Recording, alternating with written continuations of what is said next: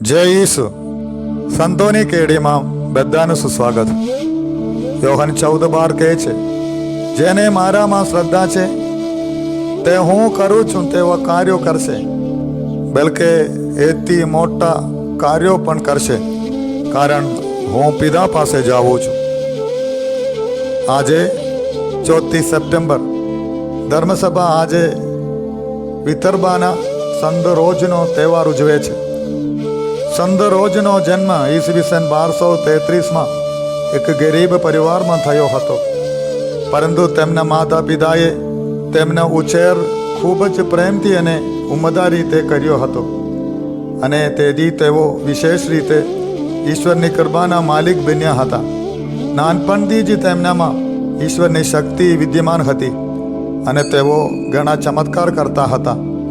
એક વખતની વાત છે, તેમના કુટુંબના દૂરના એક માસીનું અવસાન થાય છે, અને કુટુંબના તથા સમાજના બધા લોકો જ્યાં એકત્ર થયા હતા કે એક નાની બાળકી સંત રોજ આવે છે અને મૃદ માસીને સ્પર્શ કરે છે.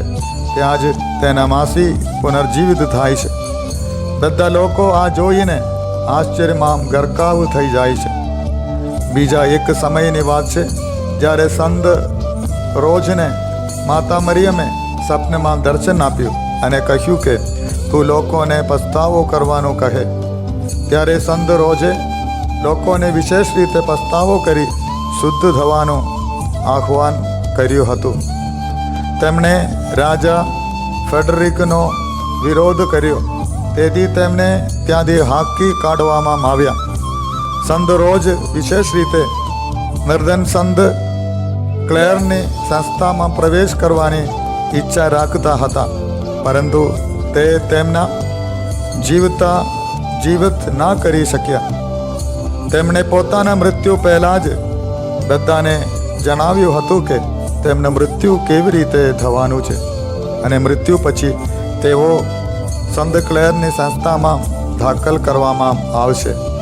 તેમનું મૃત્યુ 6 માર્ચ 1292માં થયું હતું. સંત પિતા અલેક્સાન્ડરે વિશેષ રીતે સંત ક્લેરની સંસ્થાને કહ્યું કે તેઓ સંત રોજને પોતાની સંસ્થામાં સામેલ કરે, અને એ રીતે સંત રોજના કહેલા વચનો સાર્થક થાય છે. તેમની ભવિષ્યવાણી સાચી પડે છે. હે પિતા પરમેશ્વર, સંત રોજના તહેવાર પ્રસંગે અમારી યાચના સ્વીકારો.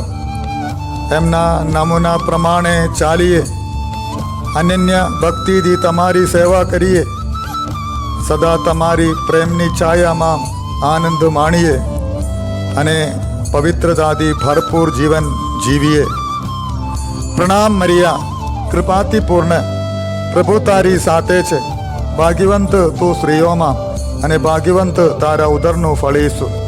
હે પવિત્ર મરિયા, પરમેશ્વરની માં, અમો પાપીઓને વાસ્તે વિનંતી કર, હમણાં અને અમારા મોતની વખતે.